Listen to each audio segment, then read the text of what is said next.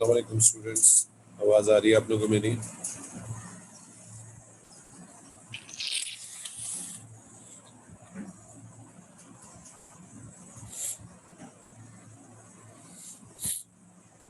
आवाज़ आ रही है आप सबको मेरी?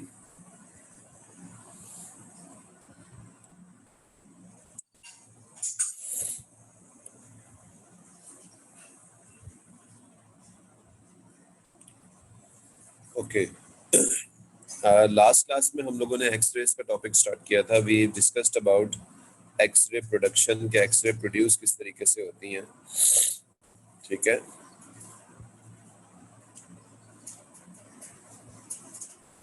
And we have discussed few things about X-rays as well कि एक्सरेज का इलेक्ट्रॉन्स जब हिट करते हैं तो हैवी मेटल टारगेट पे जो एक्सरेज निकलती हैं। एक्सरे की एक ट्यूब होती है।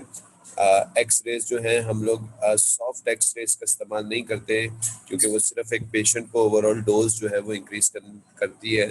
हम हार्ड एक्सरेज का इस्तेमाल करते हैं। हार्ड एक्सरेज ऐसे डिफाइन होती है कि आपके पास कितनी पेनिट्रेटिंग एक्सरेज है, ठीक है। और हम सॉफ्ट एक्सरेज को फिल्टर आउट करने के लिए अपनी एक्सरे ट्यूब की फ्रंट के ऊपर एक एल्यूमिनियम फिल्टर लगाते हैं और उस एल्यूमिनियम फिल्टर के थ्रू जो है हम लोग सॉफ्ट एक्सरेज को जो है एलिमिनेट कर लेते हैं, ठीक है। तो these were the things we have discussed so far about X-rays. और ये हमारे पास इस तरीके से एक्सरे ट्यूब की डायग्राम थी जिसमें हमने यहाँ फ्रंट में एल्यूमिनियम फिल्टर लगाया था और इसके थ्रू जो है हमने सॉफ्ट एक्सरेज को जो है फिल्टर आउट कर लिया। अच्छा, now we will talk about X-ray image. X-ray image क्या होता है? सबसे पहली बात तो ये कि एक्सरे इमेज क्या चीज़ होती है, और सेकंड इम्पॉर्टेंट चीज़ ये भी कि एक्सरे इमेज की क्या कैरेक्टरिस्टिक्स होनी चाहिए प्रॉपर इमेज होने के लिए, ठीक है जी। तो can anyone tell me what is an x ray image? X-ray image होता क्या है एक्चुअल में? क्या ये वाकई कोई इमेज होता है या कोई शेडो होता है?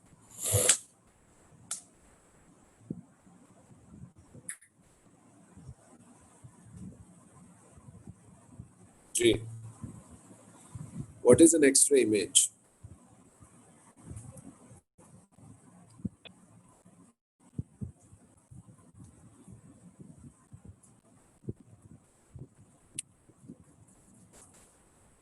Is it really an image or it is just a shadow?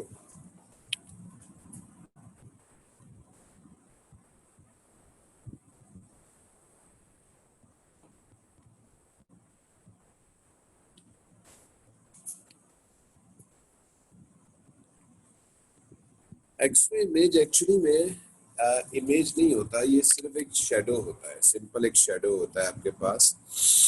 हमारे पास होता ये है कि हमारे पास एक एक्सरे फिल्म होती है। Let's say this is an x-ray film. इस तरह से this is an x-ray film,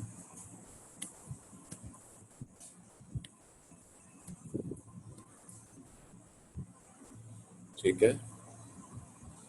और स्टार्टिंग में ये फिल्म बिल्कुल वाइट होती है, ओके। अब जब इस फिल्म के ऊपर एक्सरेज जो है वो गिरती हैं, ठीक है। लेट्स से इस फिल्म के ऊपर एक्सरेज आके फॉल हुई है, ठीक है, ऐसे। तो जहां जहां एक्सरेज गिरेंगी वहां वहां से ये फिल्म क्या हो जानी शुरू हो जाएगी? ब्लैक होनी शुरू हो जाएगी, ठीक है। यानी अगर पूरी फिल्म के ऊपर एक्सरेज गिर जाए तो ये पूरी फिल्म क्या होनी शुरू हो जाएगी? बिल्कुल ब्लैक होना शुरू हो जाएगी, ठीक है, इस तरीके से। लेकिन लेट्स से अगर हम इसके फ्रंट पे कोई एक ऐसी चीज रख दें जो कि एक्सरेज को फिल्म तक ना जाने दे बल्कि उसको एब्जॉर्ब कर ले। जैसे कि फॉर एग्जांपल ये एक फिल्म है और इसके आगे हमने एक ऑब्जेक्ट ऐसे रख दिया, ये एक ऑब्जेक्ट है।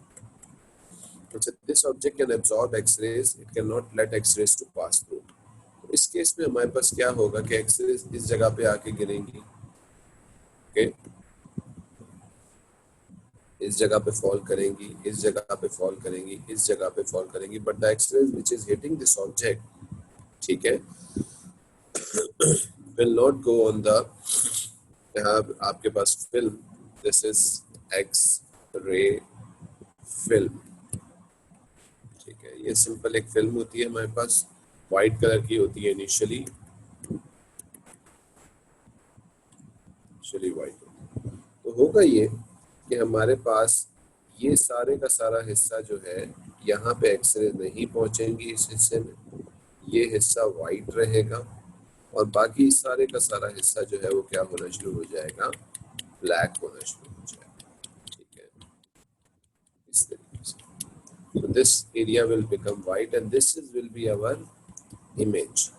और अगर आप ध्यान से देखें तो ये जो इमेज है यहाँ पे एक्चुअली एब्सेंस ऑफ एक्सरेज है, so it means it is not an image actually, this is actually a shadow. What is a shadow? The light, the point where the light cannot reach the surface due to our body or due to any surface and any object, that is creates a shadow.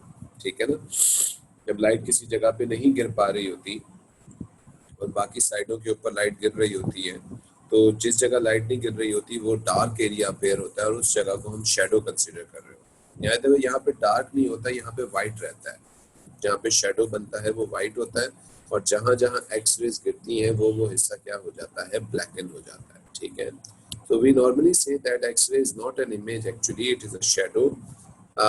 The point where the X-rays are absorbed are appearing white on the X-ray film. जो आपके पास X-ray film, जो X-ray आप करवाते हैं, जैसे कि हड्डियां हैं, हड्डियों में जब एक्सरेज गिरती है तो हड्डियों पे एक्सरेज एब्जॉर्ब हो जाती हैं, तो जो एक्सरे का इमेज आता है वो वहाँ जहाँ जहाँ बोन्स होती है वो सारे का सारा हिस्सा वाइट अपेयर हो रहा होता है और जहाँ जहाँ आपके गोश्त से एक्सरे पास करके फिल्म के ऊपर गिरती हैं वो जगह क्या हो चुकी होती है, ब्लैक हो गई होती है। ठीक है जी, तो this is actually x-ray image.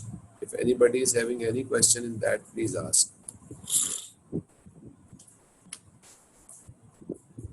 Any question?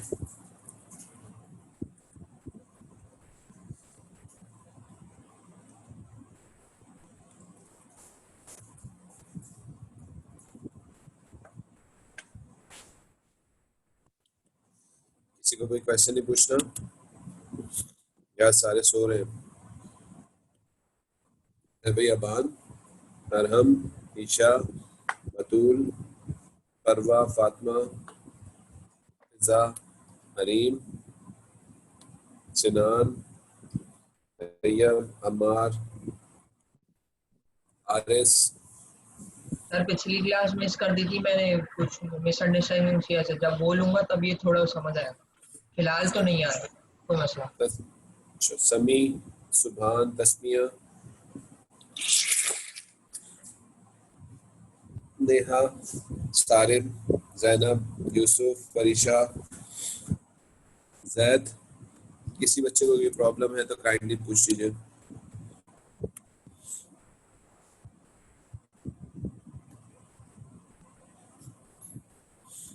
अच्छा जी, so this is how X-ray images form and this is actually X-ray image.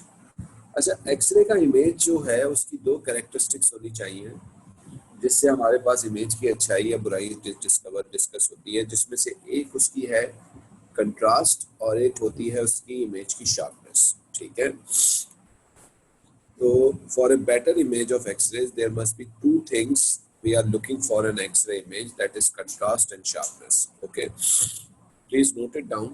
There are two factors which we are looking for an X-ray image. There are two factors which we are looking in an X-ray image. The one is sharpness and the second is contrast.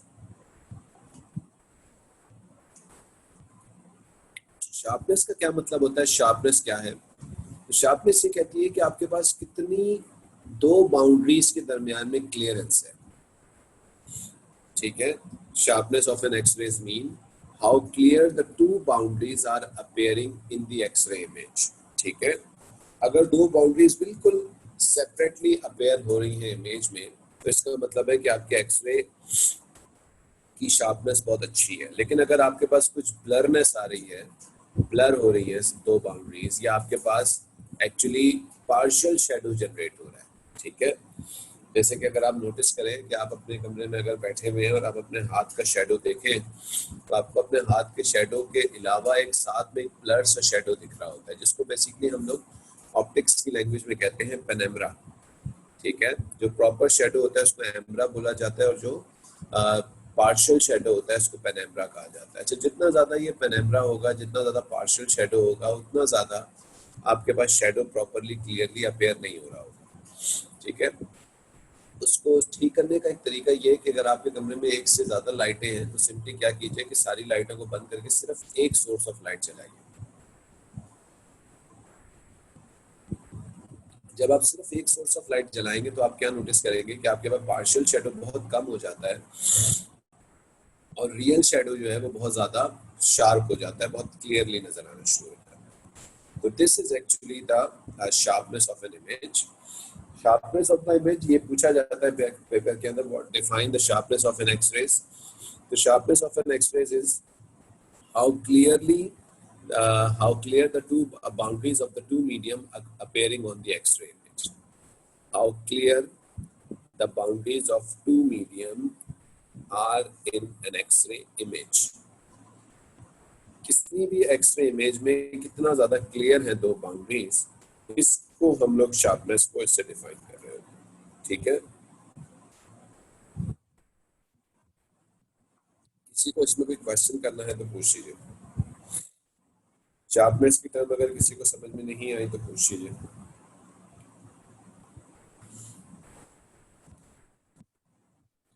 दो mediums की boundary कितनी ज्यादा clear है, कितना ज्यादा less partial shadow बना है, this is defines the sharpness. Okay, any questions Hasan?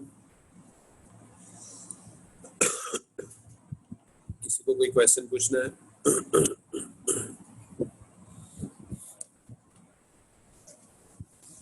Now how we increase the sharpness of an image. Image की शार्पनेस कैसे इंक्रीज की जाती है, तो उसका इंक्रीज करने का एक तरीका ये है। ये देखिए आप लोग फिगर 2.3, इसमें आप देख सकते हैं कि इलेक्ट्रॉन्स आके एक एनोड टारगेट को हिट कर रहे हैं पहली वाली फिगर में, और वहां पे एनोड का साइज काफी छोटा है। अच्छा, जब एनोड का साइज काफी छोटा है, ये देखिए यहाँ पे एनोड का साइज काफी छोटा है, उसकी वजह से you can see that the partial shadow is very small and the full shadow या real shadow is proper. But when we use a very large anode, more source, जैसे कि मैंने कहा लाइट सारी बंद कर दें, एक सोर्स जलाए, मोर सोर्सेज इस्तेमाल करते हैं, तो उसकी वजह से इशू ये आता है कि ये वाला हिस्सा पार्शियल शेडो छोटा हो जाता है, और सॉरी ओरिजिनल शेडो छोटा होता है और पार्शियल शेडोज बड़े हो जाते हैं। अच्छा, बाय द वे आप देखिए ये एक्सरेज आके हिट कर रही है, ये सामने ब्लैक कलर का एक ऑब्जेक्ट है। Let me make it a different for you, ये थोड़ा रेड कर देता हूँ मैं। तो रेडिश सा एक ऑब्जेक्ट है, जहां जहां एक्सरे नहीं आएंगी वहां वहां इसका शेडो अपेयर होगा। ठीक है, तो इस तरीके से आपके पास एक्सरे का इमेज बन रहा होता है। तो अगर आपको शार्पनेस एक्सरेज की बेहतर करनी है तो उसकी बेहतर करने के लिए आपके पास anode size, target anode size को छोटा रखा जाता है। जितना ज्यादा हम छोटा रखेंगे उतना ज्यादा पार्शियल शेडो कम बनेगा और आपके पास इमेज उतना ज्यादा शार्प होता जाएगा। ठीक है, तो sharpness of x-rays can be achieve by using a smaller target anode. ठीक है, this will reduce the size of the partial shadow and increase the size of full shadow. Partial shadow इस case में कम हो जाता है और original shadow जो है वो बढ़ जाता है। तो this is how we improve the sharpness of an X. ठीक है, any question? ऑब्जेक्ट का साइज भी डिफरेंट होगा क्या चीज? जब एनोड का साइज बढ़ाएंगे या कम करेंगे तो ऑब्जेक्ट का जो शेडो है उसका साइज डिफरेंट आएगा। मैं समझा नहीं तुम्हारी बात है, दोबारा रिपीट करो। तो जैसे पहली जो वो है डायग्राम है, इसके अंदर फुल शेडो जो बड़ा आ रहा है, दूसरी डायग्राम में छोटा आ रहा है। क्यों छोटा आ रहा है? ओरिजिनल में तो शेडो बड़ा आना चाहिए था, लेकिन वो छोटा इसलिए आ रहा है क्योंकि पार्शियल शेडोज ओरिजिनल शेडोज की जगह ले लेते हैं ना। अच्छा, सही। ठीक है, पार्शियल शेडो ज्यादा आ जाता है और आपके पास जो है वो ओरिजिनल शेडो का साइज उसकी वजह से छोटा हो जाता है। ठीक है, जी सर, समझ गया। और कोई question? Any other question students? Muzammil भाई आए यहाँ पे? जी सर हूँ। अच्छा अच्छा, उठ गए मुजम्मिल भाई, कैसे हैं आप? अल्हम्दुलिल्लाह सर। और वो है हसन है यहाँ पे? पता नहीं सर।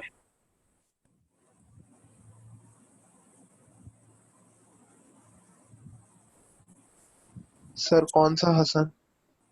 यार अब तो माशाल्लाह से 3 हसन हो गए हमारे पास। एक सैयद हसन है, तुम तो सैयद हसन हो ना, जी। और एक हसन अली खान है हमारे पास, है ना भाई हसन? और एक हमारे पास और हसन आया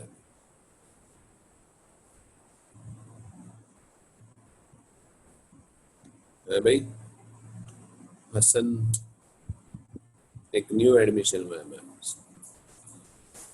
खैर ठीक है जी, तो टारगेट एनोड का साइज हम छोटा रखेंगे, उससे आपके पास इमेज की शार्पनेस बढ़ेगी, पार्शियल शेडो छोटा हो जाएगा, ओरिजिनल शेडो फुल हमें प्रॉपर्ली नजर आएगा, और उस तरीके से हमारे पास एक्सरे का इमेज बनेगा। अच्छा, बाय द वे शार्पनेस को इम्प्रूव करने का एक और तरीका भी है कि शार्पनेस को इम्प्रूव करने के लिए हम जो आपकी एक्सरे ट्यूब है उसके फ्रंट के ऊपर एक एल्यूमिनियम अपर्चर लगाते हैं। एक एल्यूमिनियम अपर्चर, एक एल्यूमिनियम की विंडो नुमा चीज है, इसको हम लगाते हैं, और इसको छोटा या बड़ा, विंडो कम खोलेंगे तो ज्यादा, कम खोलेंगे तो कम हवा आएगी, ज्यादा खोलेंगे तो ज्यादा हवा आएगी। बिल्कुल इसी तरीके से विंडो को अगर हम कम खोलेंगे तो आपके पास एक्सरेज जो है वो कम जाएंगी, बीम पतली हो जाएगी, और हमारे पास अगर हम विंडो को ज्यादा खोल देंगे तो बीम मोटी जाएगी, ठीक है, यानी ज्यादा थिक एक्सरे हो जाएगी। बाय द वे हमें प्रॉपर इमेज, शार्प इमेज के लिए एक्सरे की थिन आपके पास जो है बीम होनी चाहिए, जिसको हम एक्चुअल में, यहाँ वर्ड नहीं यूज किया उसका, लेकिन कॉलिमेटेड बीम कहते हैं इसको। कॉलिमेटेड बीम हमें चाहिए होती है, collimated beam very thin very sharp beam, ठीक है। तो साइज ऑफ द अपर्चर जो है उससे भी जो है हम क्या कर रहे होते हैं कि बीम की जो है वो थिकनेस को कंट्रोल करते हैं, और हमारे पास कॉलिमेटेड बिल्कुल सीधी पतली बीम होती है, तो उससे हमारे पास जो है वो proper x-ray sharp image generate होता है। तो शार्पनेस को इम्प्रूव करने के 2 बल्कि 3 एक्चुअल तरीके होते हैं। पहला तरीका जो होता है वो तो एल्यूमिनियम एनोड साइज को छोटा करेंगे तो शार्पनेस बढ़ती है। दूसरा, एक्सरे ट्यूब के फ्रंट के ऊपर जहाँ से एक्सरेज बाहर आ रही होती है वहाँ पे हम कॉलिमेटर एक लगाते हैं, अपर्चर लगाते हैं एक एल्यूमिनियम का। ये देख रहे हैं आपको फिगर 2.4 में अपर्चर दिख रहा है, ये खुल सकता है, बंद हो सकता है। ये जितना ज्यादा एल्यूमिनियम को हम विंडो को बंद करते जाएंगे उतनी पतली बीम आएगी, जितनी ज्यादा बारीक बीम होगी उतनी ज्यादा आपके पास एक्सरेज जो है कॉलिमेटेड फॉर्म में होंगी, यानी आपके पास इमेज उतना शार्प हो जाएगा, ठीक है। तो this is another way to improve the sharpness. Sir दोबारा दूसरा, समझाएगा? एल्यूमिनियम अपर्चर को हम छोटा खोलते हैं, हम इसके साइज को कम से कम रखते हैं ताकि हमारे पास जो इमेज है वो आपके पास शार्प बने। जैसे कि ज़ाहिर अगर मेरे पास बहुत बड़ा ऑब्जेक्ट है, पूरी रिब केज की एक्सरे मुझे करनी है, तो उसके लिए मैं अपर्चर को बड़ा खोलूंगा, ज़्यादा खोल लूंगा, क्योंकि मुझे पूरे रिब केज के ऊपर एक्सरेज करने हैं। लेकिन लेट से मुझे आपके पास आपके दांत का एक्सरे करना है, ठीक है, तो उस केस के अंदर मैं इस अपर्चर को बहुत पतला खोलूंगा, बहुत थोड़ा सा खोलूंगा, ताकि आपके 1 या 2 दांतों के ऊपर ही वो एक्सरेज गिरे और उनके जो इमेज आए वो बहुत ज्यादा शार्प आए। अगर मैं पूरा अपर्चर खोल दूंगा तो सारे दांतों का आपके पास एक्सरे दिख रहा होगा, और उसकी वजह से जो है वो आपके पास एक तो शार्पनेस खराब हो जाएगी, ठीक है, पार्शियल शेडोज इंक्रीज हो जाएंगे, और ऑब्वियसली बात है कि ओवरऑल डोज भी जो है वो पेशेंट पे इंक्रीज हो जाएगी। बेचारे के एक दांत में फॉल्ट था, हमने सारे दांतों में उसके एक्सरे डाल दिए, ठीक है। तो ये भी एक रीजन होता है एल्यूमिनियम अपर्चर का इस्तेमाल करने का। और कोई क्वेश्चन है? सर ये एनोड पे लगता है? ये यहाँ पे लगता है, ये जो इसकी फ्रंट है ना एक्सरे विंडो, यहाँ लगा हुआ होता है, सही। ठीक है, यहाँ से एक्सरे बाहर निकल रही हो। और किसी को कोई क्वेश्चन है भाई? अच्छा जी, तो यूज ऑफ द, अच्छा जी हाँ, उसके बाद एक्सरे जब किसी बॉडी में गिरती हैं तो लाइक अदर वेव्स ये भी टकराने के बाद थोड़ा सा स्कैटर्ड होती है। स्कैटर का मतलब है इधर उधर निकल जाती हैं, ठीक है। जैसे कि आप देख सकते हैं यहाँ पे फिगर 2.5 में एक ऑर्गन है, एक ऑब्जेक्ट है, ठीक है जी, that's it, this is the organ, ये एक ऑर्गन है, ये इस ऑर्गन में हड्डी या बोन वाला हिस्सा है, और बाकी इसकी सराउंडिंग में गोश्त है, मीट है, फ्लैश है। अच्छा, एक्सरे जब इस पे गिर रही हैं तो आप देख सकते हैं गोश्त में से एक्सरेज इजीली पास आउट कर रही हैं, बोन में जो है वो क्या हो रही है, एक्सरे एब्जॉर्ब हो जाती है, यानी ये वाला हिस्सा यहाँ पे स्क्रीन का क्या अपेयर होने वाला है, डार्क अपेयर होने वाला है। अच्छा, अब जरा ध्यान से देखिएगा, जब एक्सरेज इस बॉडी को टकरा रही हैं, इस ऑर्गन को टकरा रही हैं, तो आप देख रहे हैं कि कुछ एक्सरेज टकराने के बाद स्कैटर्ड भी हो गई है। जैसे कि ये वाली एक्सरे आप देखिए, दिस वन, ये जा सीधा रही थी लेकिन टकराने के बाद थोड़ी स्कैटर हो गई। इसी तरीके से ये वाला स्कैटर्ड हो गया। इस तरीके से आप काफी सारी एक्सरेज को देख रहे हैं कि वो स्कैटर्ड हो गई। अब होगा ये कि लेट्स सी, ये आपके पास हिस्सा जो है वो डार्क अपेयर होना चाहिए था, लेकिन स्कैटर्ड होने की वजह से एक एक्सरे इधर भी जाके गिर जाती है।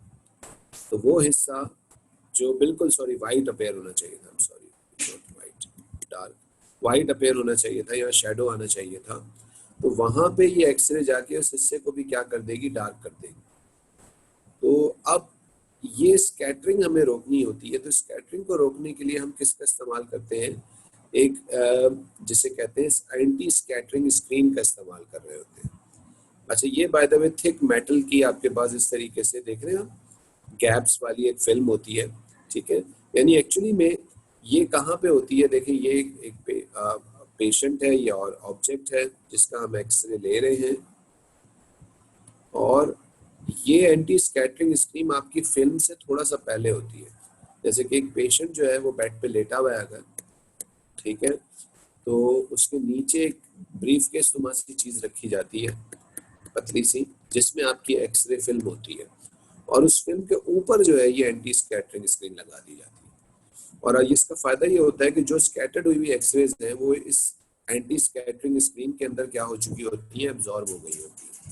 तो उसकी वजह से आपके पास जो अनवांटेड स्कैटरिंग की वजह से जो जगह वाइटनेस होनी चाहिए थी वहां पे ब्लैकनेस आ जाती है, उस चीज को ये अवॉइड कर रही होती है। तो this is one other way to improve the sharpness of the x-ray image.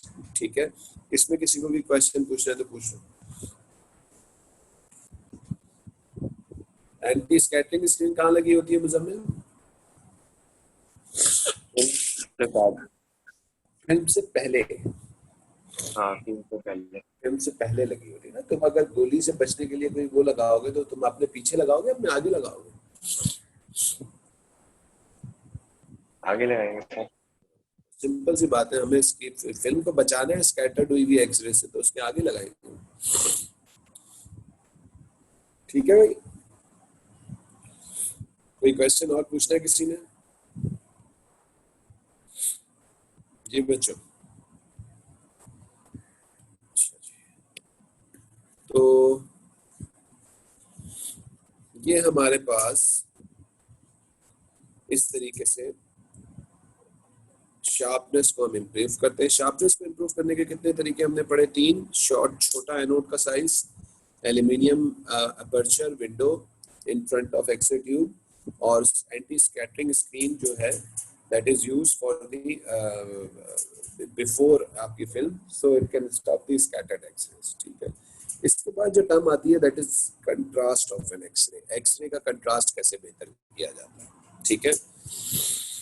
अच्छा जी, contrast, what is meant by contrast of an X ray is the degree of blackness and whiteness decides the contrast. यानी हम ये चाह रहे होते हैं कि जो डार्क एरिया है, जो बोन्स है, वो बिल्कुल आपके पास व्हाइट अपेयर हो, और वो गोश्त वाला एरिया है एक्सरे इमेज में वो बिल्कुल ब्लैक, बिल्कुल डार्क अपेयर हो। तो degree of blackness and whiteness कितनी अच्छी है, ब्लैक एरिया कितना ब्लैक है, व्हाइट एरिया कितना व्हाइट है, दैट डिसाइड्स द कंट्रास्ट। ठीक है, तो if they ask you a question what is meant by contrast, you will simply write the degree of blackness and whiteness of the on the x-ray image या x-ray film is known as its contrast। उसको हम उसका contrast बोल रहे होते हैं। और आपके पास जो है वो गोश्त वाला एरिया बिल्कुल ब्लैक अपेयर होना चाहिए, और वाइट आपके पास जो बोन्स वाला एरिया बिल्कुल वाइट अपेयर होना चाहिए, बिल्कुल भी वहाँ पे हल्की सी भी डार्कनेस नहीं होनी चाहिए। ठीक है, तो this is how we describe the contrast of an x-rays. Okay, अब कंट्रास्ट को कैसे ठीक किया जाता है, कंट्रास्ट किस तरीके से बढ़ाया जाता है? अच्छा, नॉर्मली कंट्रास्ट का इशू बोन्स के एक्सरेज में नहीं आता। हड्डियों का जब हम एक्सरे निकाल रहे होते हैं तो हड्डियों के एक्सरे के केसेस के अंदर हमारे पास ऑलरेडी कंट्रास्ट हमें अच्छा मिल रहा होता है। लेकिन लेट्स से अगर आप किसी ऐसी जगह का एक्सरे ले रहे हैं जो कि एब्जॉर्प्शन के मुकाबले में कम एब्जॉर्ब करती है एक्सरे, जैसे कि स्टमक का एक्सरे ले रहे हैं या आप एक ब्लड वेसल का एक्सरे लेना चाह रहे हैं, तो उस ब्लड वेसल का एक्सरे, उस स्टमक का एक्सरे जो है वो आपके पास काफी ब्लर आता है, काफी लेस कंट्रास्ट के साथ आ रहा होता है, ठीक है।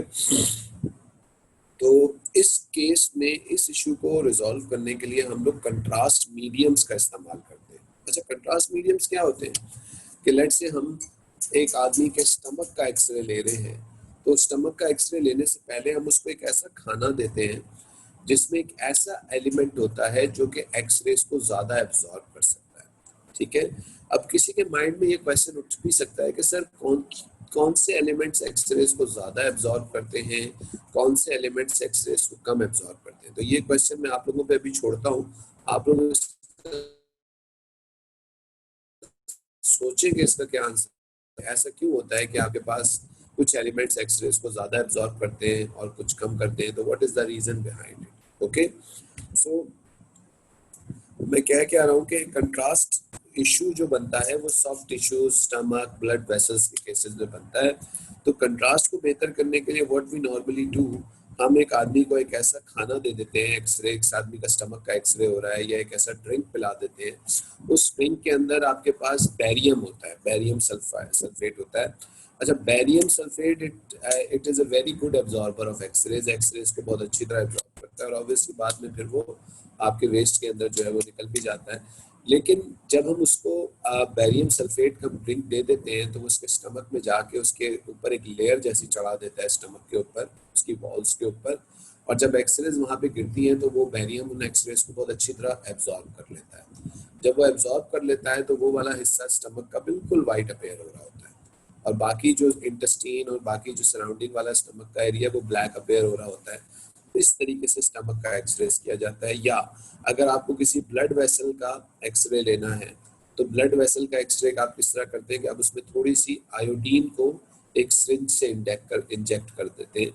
तो आयोडीन जो है वो इटसेल्फ एक अच्छी एब्जॉर्बर ऑफ एक्सरेज है, और वो फिर आपके पास ब्लड के अंदर आयोडीन जब भर जाती है ज़्यादा तो वो उस जगह पे एब्जॉर्ब कर लेती है एक्सरेज को, ठीक है, और उससे फिर वो ब्लड वेसल का एक्सरे भी बेहतर आ रहा है। तो कंट्रास्ट को बेसिकली करने का सिंपल तरीका है। कंट्रास्ट का इशू बनता कहाँ है, जब आप स्टमक का, ब्लड वेसल्स का, सॉफ्ट एरियाज का एक्सरे ले रहे हो, और उसके लिए फिर हम कंट्रास्ट मीडियम्स का इस्तेमाल करते हैं, और डिफरेंट जगहों के डिफरेंट कंट्रास्ट मीडियम्स होते हैं जिसके थ्रू जो है हम लोग कंट्रास्ट को बेहतर कर रहे होते हैं। ठीक है जी, एनी क्वेश्चन?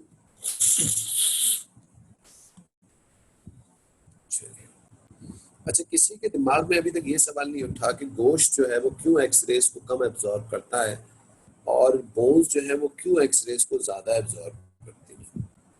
जी, किसी के दिमाग में ये क्वेश्चन सर था या वेवलेंथ का ही नहीं? कोई सीन होगा। सर डेंसिटी की वजह से।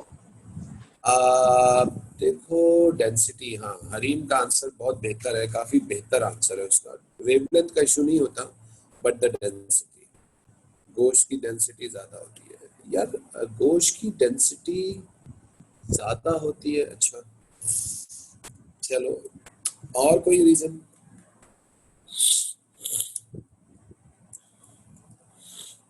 जी, एक ये रीजन काफी हद तक बेहतर है हसन, और तुम लोगों का हरीम के डेंसिटी का इशू होता है, डेंसिटीज में डिफरेंट होता है, लेकिन थोड़ा सा और जाके जरा डीपली सोचो, आंसर मिलेगा तुम लोगों को कि क्या आंसर है। हाँ भी तैयब, जैनब, तुम लोग क्या कहते हो भी? नेहा, अम्मार, सिनान साहब और फरवा, आप लोगों का क्या ख्याल है, क्यों होती है भाई एब्जॉर्प्शन गोश्त में? वेवलेंथ, फ्रीक्वेंसी नहीं Haris, wavelength. Calcium absorb x-rays, yes Tayyab, you are right, calcium absorb x-rays, but why? Reason is why? हड्डियों में कैल्शियम होता है और कैल्शियम एक्सरेज को एब्जॉर्ब करती है, बिल्कुल सही। और भी हो सकते हैं मटेरियल, लेकिन क्यों, रीजन?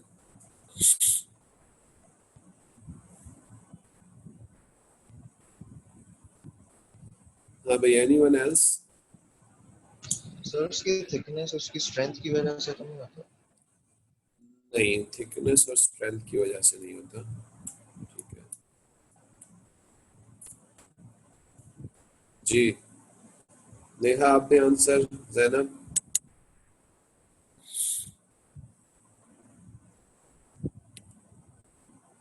बतूल क्या आंसर होगा भाई? सर वाइट रीजन तो नहीं है कि कलर वाइट होता नहीं नहीं नहीं, नहीं। तो बड़े सुपरस्टिशियस हो गया चल रहे हो भाई, वाइट होता है फिर। एक्चुअली में अगर आप लोग सोचें तो बोन्स में और मसल्स में कौन से एलिमेंट्स मौजूद होते हैं, ये बताएं मुझे। ये बताएं आपके मसल्स में कौन से एलिमेंट्स होते हैं, बायो वाले हजरात।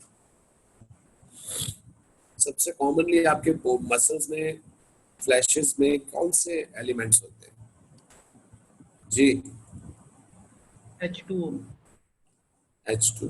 वाह, वेरी गुड जैद भाई, टेक्स्ट बुक आंसर दे दिया आपने तो है। एक्चुअली में सही कह रही है, ऑक्सीजन होता है आपके मसल्स में, हाइड्रोजन होता है, नाइट्रोजन होता है, ऐसे एलिमेंट्स होते हैं जिसमें लेस नंबर ऑफ इलेक्ट्रॉन्स होते हैं। अच्छा, अगर हम बात करें बोन्स की, तो बोन्स के अंदर जो है वो क्या एलिमेंट्स होते हैं? कैल्शियम, फास्फोरस, जिसके नंबर ऑफ इलेक्ट्रॉन्स ज्यादा होते हैं। अच्छा, by the way number of electrons ज्यादा होते हैं, वैसे याद है मैंने आप लोगों को बताया था कि या आप लोगों ने केमिस्ट्री में भी ये बात पढ़ी है कि जब किसी इलेक्ट्रॉन को एनर्जी मिलती है तो वो लोअर ऑर्बिट से अपर ऑर्बिट की तरफ जाता है। तो होता ये है कि जब हम एक्सरेज किसी बोन पे मारते हैं तो वहां पे कैल्शियम में ज्यादा नंबर ऑफ इलेक्ट्रॉन्स होने की वजह से वो एक्सरेज को ज्यादा एब्जॉर्ब करके ट्रांजिशन करते हैं लोअर ऑर्बिटल से अपर ऑर्बिटल की तरफ। ठीक है, ये चीज हो रही होती है। और उसमें कभी कभार ऐसा भी होता है कि वो इलेक्ट्रॉन्स आपके कैल्शियम के एटम से बाहर निकल जाते हैं, यानी हम ये कहते हैं क्या, एक्सरे ने उस कैल्शियम के एटम को आयनाइज कर दिया। अच्छा, वो आयनाइज होना हमारे लिए बायोलॉजिकली अच्छा नहीं होता, उसका फिर हमें प्रॉब्लम ये होता है कि वो सेल जो है वो डैमेज हो जाते हैं, डेड हो जाते हैं, और वो बेसिकली किस चीज का भी कॉज बन सकते हैं, वो म्यूटेशन का कॉज बनते हैं स्टार्टिंग में और कैंसर को डेवलप करते हैं।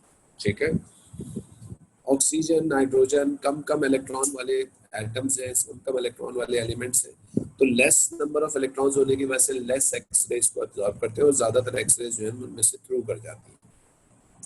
So this is the basic reason why bones absorb more X-rays, because it contains those elements which has greater number of electrons, which means more X-rays can be absorbed in those electrons.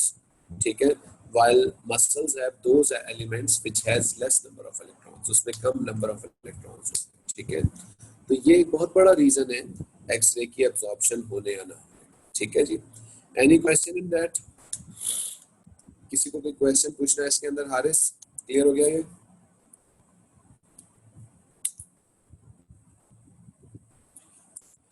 अच्छा जी, अच्छा, unlike बिल्कुल like ultrasound, sorry, X-rays भी जब किसी medium में travel करती हैं तो उसकी इंटेंसिटी डिक्रीज होती है, और हम याद है इस प्रॉपर्टी को पढ़ चुके हैं। इस प्रॉपर्टी को कहते हैं अटेन्यूएशन। ठीक है, did I use the word attenuation before? मैंने यूज किया था अटेन्यूएशन का वर्ड? नहीं। इससे पहले नहीं किया था। एक्चुअली में जब कोई भी वेव किसी मीडियम में ट्रेवल करती है और उसकी इंटेंसिटी आपके पास डिक्रीज होती जाती है, तो decrease in intensity of a wave as it travels through a medium, this is basically known as attenuation. ठीक है, हाँ, इसको मेरा ख्याल है मैंने यूज किया था, अटेन्यूएशन कहते हैं। ठीक है, तो now we stop over here, हम यहाँ रोकते हैं, 5 मिनट रह गए हैं नेक्स्ट क्लास के लिए। तो we will discuss about attenuation in the next class, और उसके बाद जो है ये एक्सरेज का टॉपिक आपका यहाँ खत्म हो जाएगा, और उसमें फिर इसके बाद एक छोटी सी चीज रह जाएगी, सीटी स्कैन, जिसको भी हम लोग एक क्लास के अंदर इंशाल्लाह कंप्लीट कर देंगे। ठीक है, सो बाय दिस वीक इंशाल्लाह हमारा medical physics I hope so खत्म हो जाएगा, and from next week on we will start any new chapter, whatever you say, जो आप कहेंगे वो चैप्टर हम स्टार्ट कर देंगे। ठीक है जी, so let's stop over here. Any questions up till now, or we will take a leave? Any question? Sir bone के पास ज्यादा इलेक्ट्रॉन्स होते हैं तभी वो पेनिट्रेटिंग नहीं होता ज्यादा। ज्यादा एब्जॉर्बिंग होती है, बिल्कुल सही कह रहे हो, ज्यादा एब्जॉर्बिंग होती है, लेस पेनिट्रेटिंग होती है और ज्यादा एब्जॉर्बिंग होती है। ठीक है, बोन्स, क्योंकि उसमें ऐसे एलिमेंट्स मौजूद होते हैं जिसमें मोर नंबर ऑफ इलेक्ट्रॉन्स होते हैं। ठीक है, एनी अदर क्वेश्चन?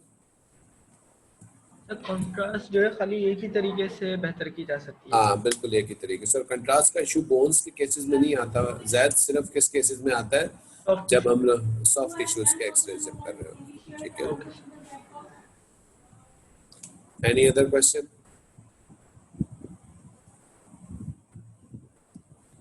ठीक है बच्चों, टेक केयर, अल्लाह हाफिज।